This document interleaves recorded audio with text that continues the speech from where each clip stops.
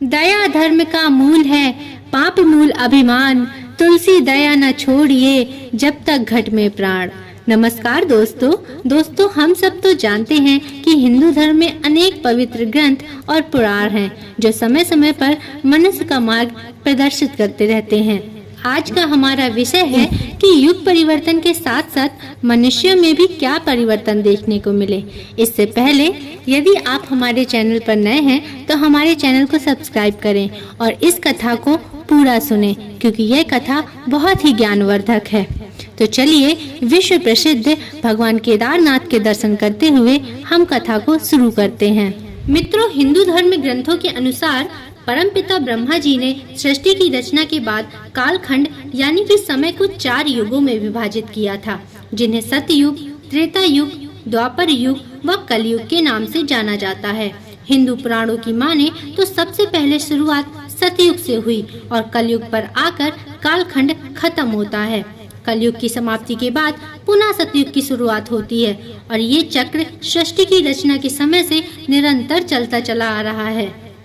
हम आप आज जिस कालखंड में जी रहे हैं वह कालखंड के परिवर्तन का 23वां सत्र है। आप सोच रहे होंगे कि भला इन 4 युगों में ऐसा क्या अलग है जो ब्रह्मा जी को कालखंड को 4 युगों में बांटना पड़ा। तो दोस्तों, इसका उत्तर भी हमें मिलता है अपने हिंदू धर्म के पवित्र ग्रंथ में, जिसमें इन चारों युगों में क्या क्या भिन्नताएं हैं विस्तार से बताया गया है, और ये भी कि कैसे युग के बदलने पर मनुष्य के लक्षणों में भी परिवर्तन आता है। सर्वप्रथम मिलकर जानेंगे सतयुग के बारे में।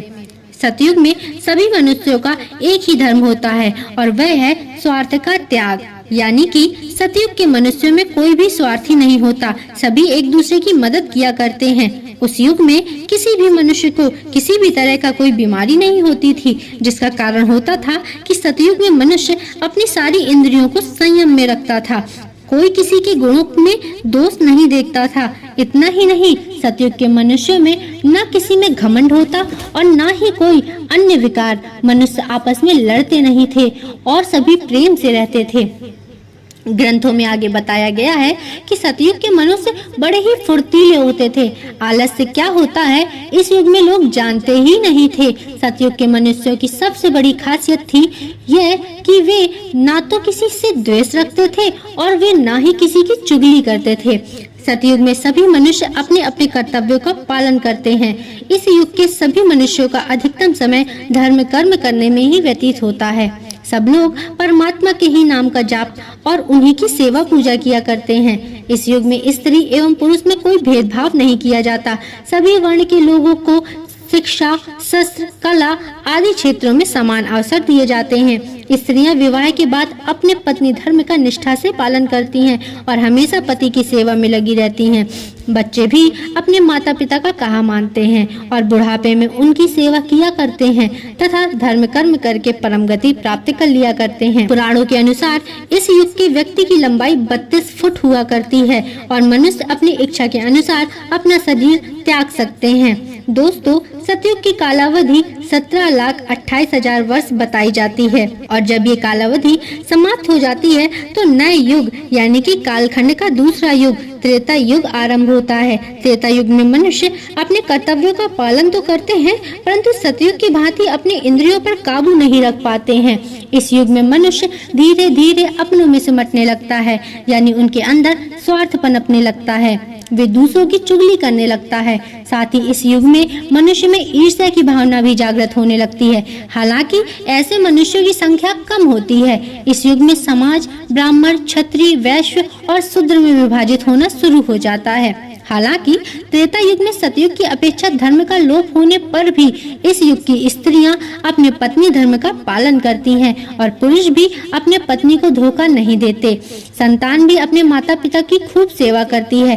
पुराणों की माने तो इस युग में मनुष्यों की औसत आयु 10,000 वर्ष है और इस युग की कालावधि 12,96,000 वर्ष होती है। इस कालावधि के समाप्त होने के बाद कालखंड के तीसरे खंड की शुरुआत होती है, जिसे द्वापर युग के नाम से जाना जाता है। पुराणों के अनुसार द्वापर युग में मनुष्य अपने कर्तव्यों से दूर होने लगता है, यानी कि वह स्वार्थी होने लगता है। इस युग में भौतिक सुखों की प्राप्ति के लिए मनुष्य कई तरह के अधर्म करने लगता है और धर्म को त्याग देता है। जैसे इस युग की कालावधि आगे बढ़ती है, वैसे वैसे मनुष्य काम, क्रोध, लोभ, ईर्ष्या जैसे दुर्गुणों में लिप्त होने लगता है। इस युग में लोगों की पहचान कर्म से नहीं होती बल्कि जन्म से होती है। अर्थात इस युग में ब्राह्मण का बेटा ब्राह्मण, क्षत्रिय का बेटा क्षत्रिय तथा वैश्य का बेटा वैश्य तथा शूद्र की संतान शूद्र ही कहलाती है। सतयुग की तरह इस युग में शूद्रों को वेद पढ़ने की आजादी नहीं मिलती और न ही क्षत्रियों की तरह शस्त्र चलाने की। अर्थात द्वापर युग में समाज पूरी तरह जातियों में बट जाता है। लोगों को दूसरे के साथ साथ अपनों से भी ईर्ष्या होने लगती है। द्वापर युग का मनुष्य स्त्रियों को अपनी संपत्ति समझने लगता है। इस युग का मनुष्य अपनी इंद्रियों पर संयम नहीं रख पाता, जिस वजह से समाज में कई तरह के अधर्म होने लगते हैं। स्त्रियों की इज्जत के साथ खिलवाड़ होने लगता है और संतान भी अपने माँ बाप की आज्ञा का पालन नहीं करते। यही सारी वजह थी कि इस युग में महाभारत जैसा महायुद्ध भी हुआ। देखा जाए तो इस युग में महाभारत के मूल कारण भी वही थे जो ग्रंथों में बताए गए हैं। यदि दुर्योधन को सत्ता का लोभ नहीं होता, वह अपने ही भाइयों पांडवों से ईर्ष्या नहीं करता, एक स्त्री को भरी सभा में अपमानित नहीं करता, तो शायद महाभारत युद्ध नहीं होता। पुराणों की माने तो इस युग में मनुष्य की आयु 1000 वर्ष हुआ करती है और इस युग की कालावधि 8,64,000 वर्ष होती है और इस अवधि के समाप्त होने पर ही कालखंड का अंतिम युग यानी कि कलयुग आरंभ होता है।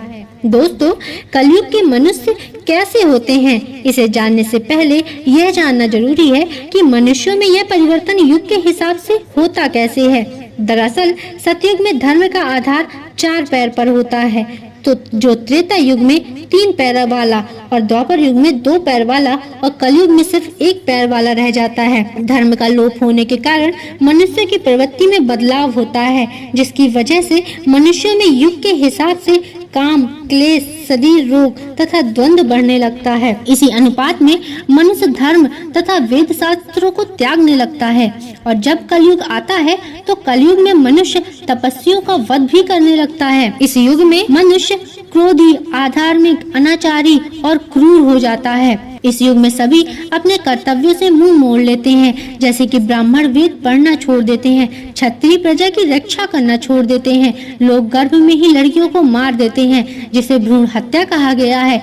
इस युग में चोर प्रवृत्ति के लोग भोली भाली प्रजा पर शासन करते हैं। इस युग में लोग तप और यज्ञ के फल को भी बेच डालते हैं। स्त्री हो या पुरुष, कोई भी अपने धर्म का पालन नहीं करता। इस युग में स्त्रियों का सम्मान ना के बराबर रह जाता है। काम, क्रोध व लोभ में वृद्धि के कारण हिंसात्मक घटनाएं बढ़ने लगती हैं और लोग एक दूसरे से लड़ने लगते हैं, एक दूसरे की हत्या करने लगते हैं। संतान अपनी माता पिता की सेवा नहीं करती, कहा नहीं मानती, वो उनका हाल तक नहीं लेती। कलयुग में मनुष्य की लंबाई 5 से 7 फुट रह जाती है तथा कलयुग में मनुष्यों की औसत आयु घटकर 70 से 80 वर्ष रह जाती है। दोस्तों, अब आप सोच रहे होंगे कि युग परिवर्तन के साथ मनुष्य की लंबाई और आयु कम क्यों हो जाती है, तो इस बारे में पुराणों में बताया गया है कि जैसे जैसे युग परिवर्तन होता है वैसे वैसे मनुष्य प्रकृति से दूर होता जाता है और भोग विलास में लीन होता जाता है, जिस वजह से मनुष्य का शरीर कई तरह के रोगों से घिर जाता है और मनुष्यों में काम, क्रोध, लोभ जैसे तामसिक गुण बढ़ने लगते हैं और वह क्रोध और चिंता के सागर में डूब जाता है, जिस वजह से मनुष्य की लंबाई और आयु कम होने लगती है। पुराण में कलयुग की अवधि को 4,32,000 वर्ष बताया गया है और जब ये अवधि समाप्त होती है तो सृष्टि के एक नए चक्र का आरंभ होता है और एक बार पुनः सतयुग आरंभ होता है।